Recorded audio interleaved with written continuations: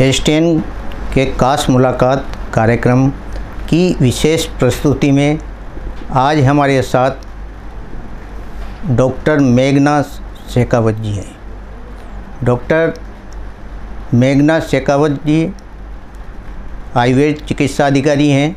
इनसे हम period day के बारे में जानेंगे। पीरियड डे क्यों मनाया जाता है, इसके मनाने के पीछे क्या कारण है और कब से भारत सरकार या सरकारों ने इसे मनाना आरंभ किया, इसके बारे में हम इनसे बखूबी जानेंगे।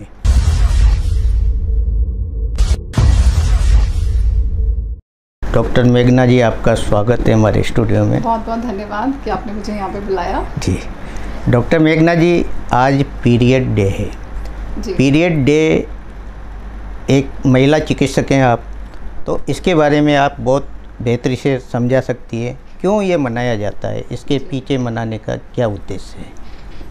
जी, बहुत ही मैं कहूँगी महिला दिवस सब जानते हैं कि 8 मार्च को होता है, लेकिन 28 में बहुत कम लोग जानते कि विश्व मेंस्ट्रुअल हाइजीन डे के रूप में मनाया जाता है। और इसकी शुरुआत 2014 में हुई।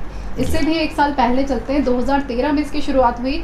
जो हम सोचते हैं शायद हमारे इंडिया में, हमारे ही देश में ये समस्या है, लेकिन ये पूरे विश्व की ग्लोबल समस्या है। 2013 के अंदर जर्मन महिलाओं ने, जिनकी वॉश एनजीओ थी, उन्होंने ये आवाज़ उठाई कि पीरियड्स के ऊपर बात होनी चाहिए, क्योंकि आज भी ऐसी सुविधाएं उनको नहीं उपलब्ध होती और ना ही इसके बारे में चर्चा होती है, बात होती है, और महिलाएं बहुत सारी बीमारियों से जूझती रहती हैं। जी। तो 2013 में इसकी आवाज़ उठाई गई, 1 साल का ट्रायल पीरियड चला और 2014 तक देखा गया कि इसके बहुत ही अच्छे रिजल्ट्स हैं। पूरी विश्व इसमें जागरूकता के साथ काम कर रहा है। तो 2014 के अंदर 28 मई में इसको विश्व मेंस्ट्रुअल हाइजीन डे के रूप में, एक डे के रूप में सब सेलिब्रेट करते हुए आ रहे हैं। और इसकी 28 पे डेट इसलिए ली गई है क्योंकि जो मेंस्ट्रुअल पीरियड होता है, यानी कि जो एक साइकिल होती है महिलाएं की, माहवारी चक्र जिसे हम कहते हैं, वो 28 दिन का होता है, इसलिए 28 मई इसे रखा गया। और आज ये पूरे इंडिया में ही नहीं, पूरे विश्व में ग्लोबली मनाया जा रहा है। और इसकी खास बात ये है कि यहाँ पे हर महिला और हर पुरुष भी आज के सिनेरियो में अगर हम देखें तो वो एक ही प्लेटफॉर्म पे है। और इस बारे में बात करना अब एक टैबू नहीं है कि हम इसको छुप के बात करें, क्योंकि ये एक सामाजिक समस्या भी है, एक शारीरिक समस्या ना कह के इसे नेचुरल प्रोसेस में यहाँ पे कहूँगी, क्योंकि ये हमारा जैसे दिल धड़क रहा है, जैसे हम सांसें ले रहे हैं, वैसे ही एक महिला पीरियड से होती है, तो उसमें बात करने में कोई बुराई नहीं है, या फिर इसके छुपा के रखना कि ये कोई चीज़ नहीं है। जी डॉक्टर मेघना जी, पहले 2014 के बाद से पूरे देश में एक जागरूकता ही है जी। और राज्य सरकार ने 2021 में इसको एक उड़ान योजना में शामिल किया। जी। तो शायद ये राजस्थान ही पहला ऐसा राज्य है जिसको उड़ान योजना में शामिल करके और युवतियों, छात्राओं और महिलाओं के लिए ये योजना लागू की। तो आप चिकित्सक रही हैं, उस समय मतलब किस तरह आपने एक कार्य किया और जागरूकता लाया? जी, मैं इसमें थोड़ा सा अपना बैकग्राउंड शेयर करना चाहूँगी। ये 2016 में चिकित्सा अधिकारी, मैं पिछले 17 साल से इस भूमिका में हूँ, लेकिन 2016 में जब मैं एक एनजीओ के साथ जुड़ी, तब थोड़े से प्रयास हुए। हमारे पास एक प्रोजेक्ट आया जिसमें सैनिटरी मशीन्स इंस्टॉलेशन का प्रोजेक्ट था, जिसमें यूज़ किया हुआ, इस्तेमाल किया हुआ सैनिटरी नैपकिन डिस्पोज किया जाता था।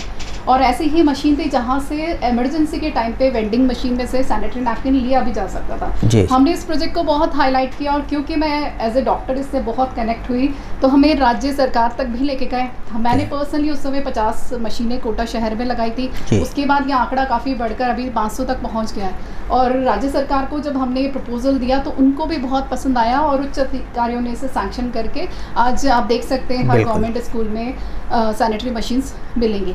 लेकिन जैसे जैसे हम सर्वे करते गए, 2017 में हमने काफ़ी जागरूकता की इसके बारे में। 2018 के अंदर जब हमने सर्वे किया तो देखा कि सैनिटरी मशीन्स तो है, लेकिन सैनिटरी नैपकिन अभी तक महिलाएं कितना कम प्रतिशत इस्तेमाल किए। जब आंकड़ों की हम बात करते तो उस समय 21 से 25% ही महिलाएं।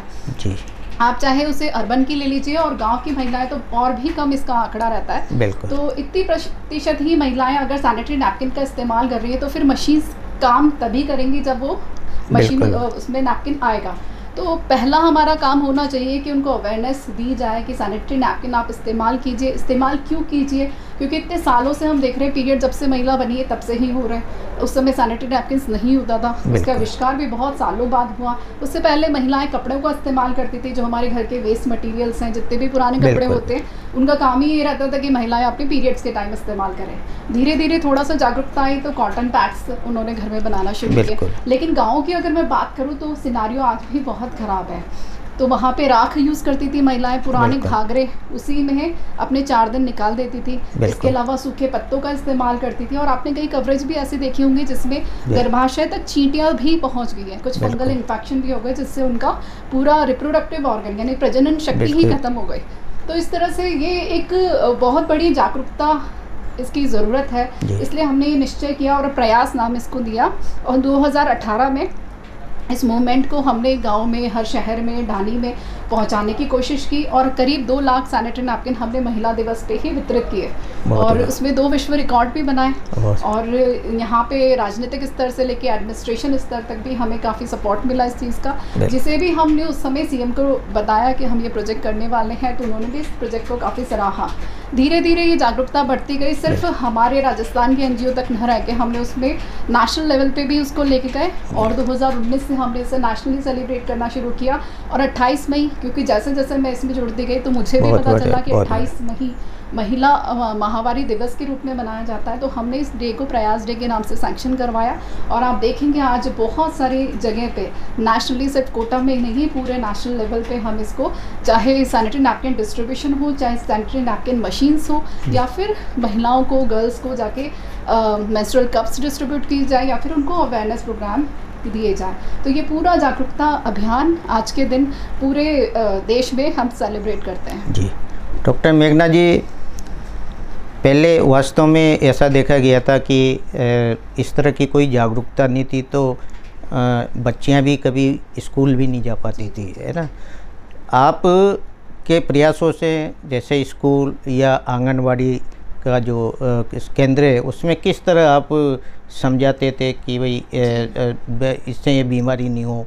जी बिल्कुल, क्योंकि हम पहले महिलाओं के स्तर पे पहुंचे थे, लेकिन देखा गया रूट कॉज वहीं से शुरू होता है जहाँ से जड़ें होती हैं। जैसे कि गर्ल, एक लड़की जब पीरियड से, बालिका पीरियड से होने लग जाती है तो वो बहुत ही डरी हुई से रहती है, सहमी सी रहती है और उसके पास काउंसलिंग करने के लिए भी लोग नहीं होते। तो 10-11 साल की, आज हम देखते हैं 9 साल में भी पीरियड से हो रहे हैं, जिसे मेनार्के कहा जाता है, यानी कि ऑनसेट ऑफ मेंस्ट्रुएशन इसे हम कह सकते हैं, जब महिला या एक बालिका पीरियड से होने लग जाती है। तो ये इसकी अवेयरनेस स्कूल्स में भी नहीं थी, जागरूकता घर में भी हम बात करने में चाहते थे। पुरुषों पे तो बाद में आए, लेकिन घर की महिलाएं भी एक दूसरे से बात नहीं कर पाती। माँ बेटी में भी ऐसा रिश्ता नहीं होता था कि इस टॉपिक पे बात कर पाए। लेकिन जैसे पीरियड्स होते थे, माँ भी कह देती थी बस चुप रहना है, किसी को बताना नहीं है कि हम पीरियड से हुए हैं, और चुपचाप वो 4 दिन ऐसे निकलते थे घर में जैसे कि आपके साथ कुछ बड़ा बुरा हो चुका है। तो वो एक जो सिनेरियो था, लेकिन आज की अगर मैं बात करूं तो बहुत ज़्यादा चेंज है। इसके बारे में हम सिर्फ घर में ही नहीं, ओपन प्लेटफॉर्म्स पे भी बात कर रहे हैं। और गर्ल्स को, क्योंकि वो जब पीरियड्स होती थी तो स्कूल जाना पसंद नहीं करती थी। एक तो सबसे बड़ी बात, टॉयलेट्स नहीं होते थे उस समय स्कूल्स में, तो अगर नैपकिन चेंज भी करना हो या कपड़ा भी उनको बदलना हो तो वो स्पेस उनको नहीं मिलती थी। हाथ धोने के लिए सैनिटेशन प्रॉपर नहीं होता था, पानी की उपलब्धता नहीं होती थी, और साथ ही जैसे मैंने बताया टॉयलेट्स नहीं है, या फिर हम स्कूल्स में बात नहीं कर पाते अपने टीचर्स के साथ, फ्रेंड्स के साथ भी वो फ्रेंडली नहीं होते थे। बिल्कुल। और बाई चांस की अगर लीकिंग हो गई, अगर उनका स्कर्ट गंदा हो गया, ड्रेस गंदा हो गया, तो वो अपनी जगह से भी उठकर दूसरी जगह नहीं जा पाती थी। उसके दौरान कई बार पेट में दर्द भी होता है, कमर में दर्द भी होता है। तो इन सारी परेशानियों से जूझती हुई, खासकर जो सफ़र करती थी सबसे ज़्यादा, वो एक बालिका ही सफ़र करती थी। और ये एक समस्या सिर्फ शारीरिक ही नहीं, वो मानसिक स्तर पर भी पहुँच जाती थी, और इसकी वजह से वो काफ़ी स्कूल बंक्स भी करते थे और उनकी पढ़ाई का भी काफ़ी नुकसान होता था। लेकिन जैसे जैसे जागरूकता बढ़ती जा रही है, जैसे अभी आपने कहा था कि राजस्थान में ये उड़ान के नाम से चालू हुआ है, तो ये एक बहुत बड़ा प्रयास, शायद सबकी एक कॉमन जागरूकता के माध्यम से सरकार ने भी ये प्रयास लिया और इसे उड़ान के नाम से चालू किया राजस्थान के अंदर। तो एक बहुत बढ़िया प्रोजेक्ट है। गर्ल्स को इजीली सैनिटरी नैपकिन्स अवेलेबल हो रहे हैं और वो इसकी उपयोगिता अपने साथ साथ अपने आसपास के लोगों को भी बताती हैं, क्योंकि मैं खुद भी पर्सनली गांव में पोस्टेड हूँ, तो मैं देखती हूँ कि गर्ल्स को इससे काफ़ी बेनिफिट्स मिल रहे हैं। पहले हम लोगों ने पैड बैंक्स अपने डिस्पेंसरी में खोल रखे थे, लेकिन आंगनबाड़ी पे उपलब्धता होने की वजह से, स्कूल में उपलब्धता होने की वजह से वो चीज़ की कमी हो गई। और इसे पैन इंडिया पे भी देखें तो केरला में भी शी पैड के नाम से मूवमेंट है। अच्छा। और वहाँ पे मेंस्ट्रुअल कप्स भी अब गवर्नमेंट ने देना शुरू कर दिया है। जी जी। तो ये जागरूकता सिर्फ हमारे शहर तक, हमारे सिर्फ स्टेट तक नहीं, पैन इंडिया हमें यानी पूरे राज्य में और पूरे देश के अंदर होना बहुत ज़रूरी है। क्योंकि अगर हम चाहते हैं कि हमारे आने वाली जनरेशन को मजबूत करें, खासकर महिलाओं पे जब हम अधिकतर प्रयास देते हैं, इतनी सारी योजनाएं निकालते हैं, तो ये सबसे बड़ी योजना है, क्योंकि ये शारीरिक और मानसिक स्वास्थ्य के लिए भी बहुत लाभदायक है। जी डॉक्टर मेघना जी, देखा जाए भाई शहर में तो आम जैसे बच्चियां पढ़ी लिखी होती है, लेकिन ग्रामीण क्षेत्रों में ज़्यादा संकोच का भाव होता है। तो आप लोग रूरल क्षेत्र से भी जुड़ी रही, तो किस तरह आप नवाचार करके मतलब किस तरह आप बच्चों और महिलाओं को एक राय देती थी?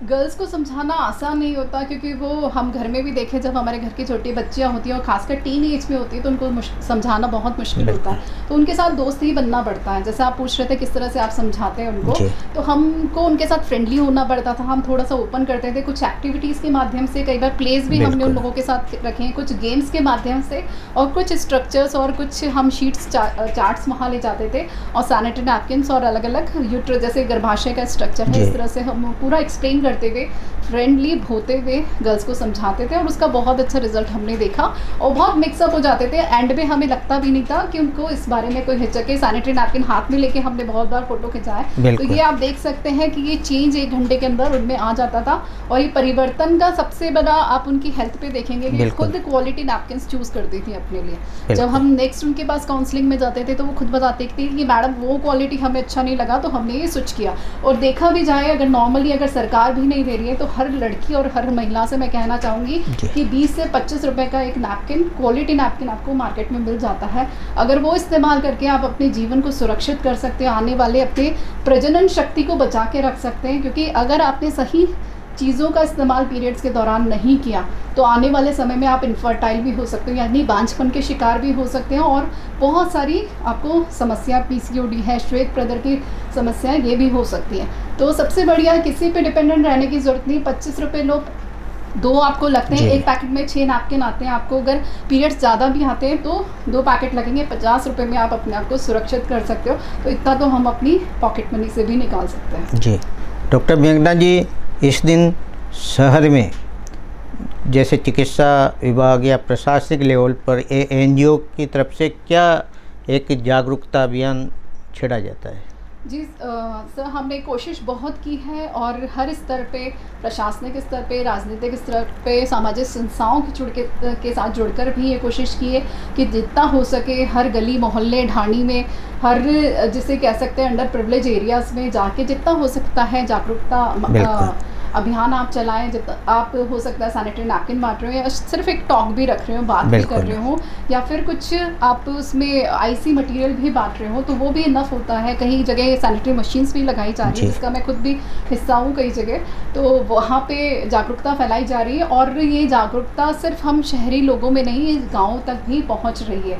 तो ये बहुत बड़ी और ख़ास बात है कि आज सभी लोग इसमें जुड़े हुए हैं, और इसको एक टैबू ना समझ के इसके बारे में ओपन प्लेटफॉर्म पे बात हो रही है। और मैं एक चीज़ और बताना चाहूँगी, आज 28 में हर साल की थीम डिफरेंट होती है। तो इस साल की पीरियड फ्रेंडली थीम है, जो बाय 2030 यानी कि 2030 तक हम कोशिश करेंगे सभी मिलके, सिर्फ हमारे देश में ही नहीं, ग्लोबली ये कोशिश की जा रही है कि इस बारे में बिल्कुल खुलकर चर्चा हो, और ये हर महिला को easily sanitary napkin, menstrual cup या फिर टैम्पून्स इजीली अवेलेबल हो, और सही रेट में अवेलेबल हो, और इसके बारे में कोई झिझक समाज के अंदर ना रहे, और इसे नॉर्मल एक समस्या की तरह नहीं, एक जागरूकता की तरह देखा जाए। इसको एक स्वच्छता दिवस के रूप में भी मनाया जाता है। तो 2024 की थीम में क्या रखा गया है? जी, इसमें जैसे मैंने बताया पीरियड फ्रेंडली इसे माना गया है। तो सैनिटेशन की, जैसे हम अपने हेल्थ मिशन की तरफ इसे देखें तो इसे सैनिटेशन के साथ भी जोड़ा गया, वाटर सैनिटेशन के साथ भी जोड़ा गया, और हेल्थ सैनिटेशन आप यूनिवर्सिटी जो कोर्स देंगे तो उसमें अब हमारा जो हेल्थ वाला गोल है वो इसको कनेक्ट किया गया वाटर सैनिटेशन के साथ भी, क्योंकि इसमें अगर आप नैपकिन चेंज कर रहे हैं या फिर आप नैपकिन डिस्पोज कर रहे हैं तो वहाँ पे हाथ आपका हाइजीनिक लेवल बहुत सही होना चाहिए। अगर आप हाइजीन नहीं रखेंगे तो बहुत सारी बीमारियाँ आपको लग सकती हैं। यहाँ पे भी अगर हम सैनिटरी नैपकिन तो इस्तेमाल कर रहे हैं, काफ़ी लड़कियों को पता ही नहीं होता कितनी देर तक सैनिटरी नैपकिन इस्तेमाल करना है। तो जो नॉर्मल पीरियड से महिला होती है जिसको हैवी ब्लीडिंग नहीं है उसको 7 से 8 घंटे में सैनिटरी नैपकिन बदल लेना चाहिए, और अगर आपको हैवी ब्लीडिंग होती है तो 4 से 5 या फिर 6 घंटे में भी आप इसको बदल सकते हैं। यानी कि दिन में कम से कम आपको 3 सैनिटरी नैपकिन बदलने। तो इस बात का हमें खास ध्यान रखना है। अगर आपको लग रहा है सिर्फ स्पॉटिंग हो रही है तो मैं 12 घंटे में या 18 घंटे में बदलूंगी, ऐसा बिल्कुल ना करें, क्योंकि आप देखते होंगे अस्पताल में भी कहीं खून गिरता है तो फटाफट साफ़ किया जाता है। जितना ज़्यादा देर ब्लड आपके कांटेक्ट में रहेगा उतने ही बैक्टीरियल और फंगल इन्फेक्शन होने के चांसेस हैं। तो ये गलती बिल्कुल मत करिएगा। सैनिटरी नैपकिन आप इस्तेमाल कर रहे हैं ये एक सही सोच है, लेकिन उसे सही समय पर बदलें तो ये एक बहुत बड़ा कदम आपकी तरफ से होगा। इस समय खान पान का भी हमें विशेष ध्यान रखना होता है। ज़्यादा खट्टी चीज़ें कहते हैं कि नहीं खानी चाहिए, लेकिन ये डिपेंड करता है बॉडी टू बॉडी, किस तरह की आपकी बॉडी है। आयुर्वेद पे यहाँ पे आना चाहूँगी तो प्रकृति के अकॉर्डिंग हम कह सकते हैं आप नॉर्मल खाना खाइए, घर का बना हुआ खाना खाइए, ज़्यादा बाहर का खाना ना प्रेफर करें, और ज़्यादा मिर्ची वाले चीज़ें स्पाइसी फूड का प्रेफर ना करें, क्योंकि ब्लीडिंग होती है कई लोगों को, इसमें पेन के साथ ब्लीडिंग होती है तो उनमें ये इफेक्ट कर सकता है। यहाँ पे सिर्फ सैनिटरी नैपकिन ही एक प्रोडक्ट नहीं होता है जो मेंस्ट्रुअल हाइजीन के लिए काम आता है, इसमें बहुत वैरायटी ऑफ प्रोडक्ट्स हैं। लेकिन क्योंकि अभी तक हम सैनिटरी नैपकिन तक भी नहीं पहुँचे, इसलिए प्राइम हमारा इंस्ट्रक्शन या फिर एक यही कहना होता है कि आप सैनिटरी नैपकिन इस्तेमाल कीजिए। आजकल मेट्रोज़ में मेंस्ट्रुअल कप भी गर्ल्स इस्तेमाल करती हैं, टैम्पून्स भी आ गए हैं, लेकिन एक वो हायर उस पर चल जाएंगे हम। लेकिन बेसिकली आपको सैनिटरी नैपकिन इस्तेमाल करना आना चाहिए और यूज़ ज़रूर करना चाहिए। जी डॉक्टर मेघना जी, आप एक महिला चिकित्सक हैं। डिस्पेंसरियों में जब महिला चिकित्सक होती हैं तो जब इस तरह की छात्राएं या बच्चियां आती है हम उम्र की, तो उनको इस तरह का सुझाव देते हैं कि किस तरह आपको अपना जीवन उसमें शामिल करना। जी बिल्कुल, बहुत सारी गर्ल्स से रूबरू हुई मैं। इनफैक्ट जब मैं इस मिशन में आई उससे पहले मेरे पास एक एपिसोड आया था, मैंने एक महिला को देखा था, मतलब एक छोटी बच्ची के साथ ही आई थी जिन्होंने बहुत बड़ा घाघरा पहना हुआ था, जो बहुत ही रूरल कालबेलिया सेक्टर के हम उन्हें मान सकते हैं। बहुत बड़ा घाघरा था, और जब हमने उन्हें एग्जामिन किया बहुत स्टिंक हो रहा था, मतलब बहुत स्मेल आ रही थी। हमने पूछा भाई कैसे इतना ज़्यादा स्मेल हो रही है, तो पता चला वो पीरियड्स उसी घाघरे में निकाल लेते थे बिना धुले। तो आप देख सकते हैं हाइजीन का स्तर तो यहाँ पे बिल्कुल ही नहीं है, इतना अनहाइजीनिक कंडीशन। फिर महिला के प्रजनन शक्ति बिल्कुल बेकार। उसके अलावा जो उसके साथ अटैच्ड लोग हैं उनको भी इससे कितना इन्फेक्शन, उसके साथ जो बच्ची आई तो मुझे उसे देख के लगा कि कल का इसका फ्यूचर भी यही होगा। तो ये एक बहुत बड़ा मतलब मेरे जीवन में परिवर्तन आया, तभी मैंने ये मिशन उठाया कि हाँ आज बहुत ज़्यादा ज़रूरत है जागरूकता की, और इसे सिर्फ हम 1-2 तक ही नहीं कनेक्ट कर सकते। जब तक पूरा समाज इसके साथ नहीं जुड़ेगा तब तक हम इसमें चेंज नहीं ला पाएंगे। और जैसे गर्ल्स हमारे पास आती है तो हम उनको डायरेक्टली कन्वे करते हैं। अगर कोई भी पीरियड से समस्या लेकर आते हैं तो सबसे पहला कारण मैं उनसे यही पूछती हूँ कहीं आप सही सैनिटरी प्रोडक्ट्स का इस्तेमाल कर रहे हो या नहीं कर रहे, और कर रहे हो तो सही तरीके से कर रहे हो या नहीं, और आपका हाइजीन लेवल किस तरह का रहता है। नहाना, या इसमें कई जगह ये मिथ होता है कि आपको नहाना नहीं है 4 दिन तक, पर मैं कहूँ कि आपको हाइजीन लेवल मेंटेन करना है तो नहाना ज़रूरी है। अपने हैंड वॉश का ध्यान रखिए और अपने बॉडी का आप इसमें ध्यान रखिए, अंडरगारमेंट्स रेगुलर चेंज कीजिए, तो ये आपके लिए बहुत ही सेफ रहेंगे। डॉक्टर मेघना जी, जनता को जागरूक करने के लिए इस दिन पर आप क्या संदेश हाड़ौती की जनता को देना चाहिए? जी, मैं यही कहना चाहूँगी कि हम सब एक ही परिवार हैं। ये समाज भी आप परिवार मान के चलिए। इसमें जो महिलाएं, बच्चियां हैं हमारे आसपास की, उसे हम अजनबी ना समझे। जैसे हमारे घर में बच्चियां हैं, कहीं पे भी आप देख सकते हैं कि मार्केट में कई बार क्या होता है, कंफर्ट नहीं होती है गर्ल्स। किसी को भी अगर किसी के कुर्ते पे दाग लगा हुआ है तो सब हंसने लग जाते हैं। अगर महिला किसी दवाई की दुकान पर जाके सैनिटरी नैपकिन ले रही है तो उसे छुपा के थैली में लाना, यानी कि आज भी हम छुपते छुपाते ही भी उस सैनिटरी नैपकिन लोशन का इस्तेमाल करते हैं या फिर पीरियड प्रोडक्ट का इस्तेमाल करते हैं, क्योंकि हमें लगता है कि सामने वाला हमें गलत नज़र से देख रहा होगा। लेकिन ये जागरूकता आप सभी में, महिलाओं के साथ, महिलाओं को अपने बच्चों से बात करनी चाहिए। इवन बच्चों के अलावा आप जहाँ पे भी किसी भी सोशल प्लेटफॉर्म पे या वर्क प्लेस से कनेक्टेड है, वहाँ पे एक दूसरे को कंफर्ट लेवल देना चाहिए। इस समय मूड स्विंग्स भी बहुत होते हैं, गर्ल्स को चिड़चिड़ाहट भी बहुत होती है, तो यहाँ पे उसे इमोशनल सपोर्ट की भी बहुत ज़रूरत होती है। और समाज में जब वो सैनिटरी नैपकिन लेके निकले तो किसी भी की भी नज़र ना बदले, क्योंकि उसके घर की भी हर महिला इस्तेमाल करती है सैनिटरी नैपकिन या पीरियड प्रोडक्ट। तो हमें एक फ्रेंडली माहौल बना के रखना चाहिए, क्योंकि इस साल की थीम भी यही है, पीरियड फ्रेंडली नेशन। तो हमें इस चीज़ का ध्यान रखते हुए समाज में इसको कंफर्ट लेवल देना चाहिए, खुलकर बात कर सके, हम किसी को अजनबी न बनाएं और एक परिवार जैसा माहौल सबके साथ रखें। ये थी हमारे साथ डॉक्टर मेघना शेखावत जी। इन्होंने पीरियड डे पर युवतियों, छात्राओं को, महिलाओं को जागरूक करने के लिए एक संदेश दिया कि किस तरह बीमारियों से एक महिला बच सके। इसके बारे में इन्होंने बखूबी बताया। आप हमारे स्टूडियो में पधारे। बहुत बहुत धन्यवाद मुझे यहाँ बुलाने के लिए। बहुत बहुत